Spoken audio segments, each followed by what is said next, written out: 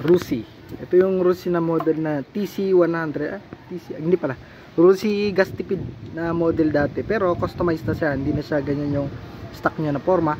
Kung kita nyo, yung likod niya from Yamaha SZ. Gulong yan. Yan. Tingnan natin. Okay. Yun no. Yamaha na SZ na gulong yan. Tapos, convert natin sa monoshock. Then ang front niya ay galing sa Rouser na 135. Yan. Tapos meron siyang analog meter, mga analog na tawag ng tachometer, tapos RPM analog. Then ang ating block ay pinalitan na natin itong block from na yan siya, 125 na yan, 125. Yung stock niya kasi ay pang 100 lang, maliit lang yan, pero tipid yun, sobrang tipid. Kaso nasira na yun kasi sobrang tagal na nito. Ito ay more than 10 years na motor na. Hindi ito sa akin galing talaga, hindi ako ang first owner to kasi yung tatay ko yung nito, sila yung bumili. Tapos napunta sa akin kasi tinambak na nila to sa bodega, pinuntahan ko and inayos natin. So sa akin more than na to sa akin. Ilang taon na ba ito sa atin? 3 taon na mahigit. Kasi ito yung naging service ko nung ako'y college. Nag-aaral pa lang ng ECE, ng Electronics Engineering. Ngayon tapos na tayo. Medyo ngayon lang din uli na linis-linis, pero madumi pa rin. Ito yung itsura niya. Yan. Ano?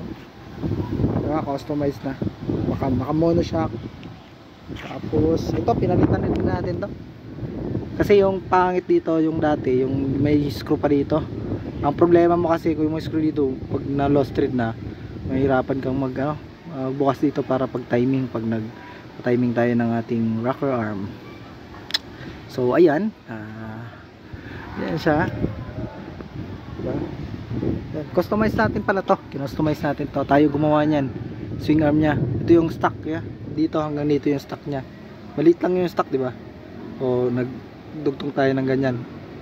So para humaba siya, para malagay natin tong ginawa natin na lagayan ng monoshock. Ginawa din natin to, ginastom din natin yan. Tingnan mo niya, kuma yun o, yan o, sa monoshock na no. Yan ang forma nya. Tingnan nyo yung tangke, kung meron kayo nito, diba, yung ganitong forma na tangke sa Rusi gas tipid to na 100. Yan o, Rusi yan, Rusi 100 yan. Yan o, letter R.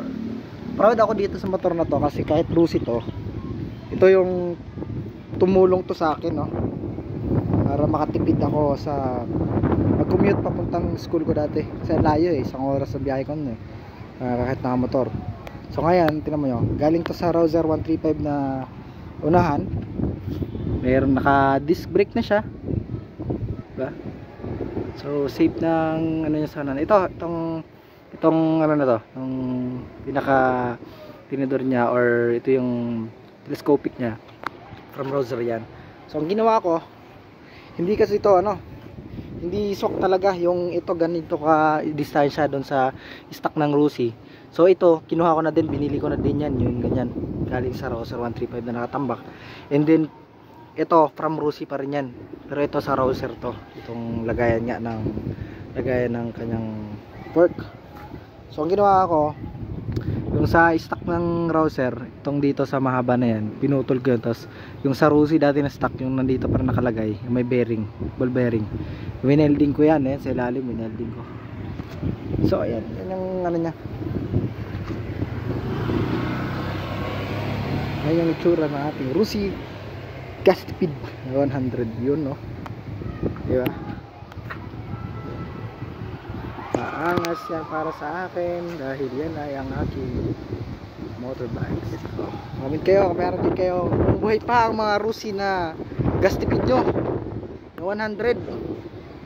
Ayun, comment kayo mga chong.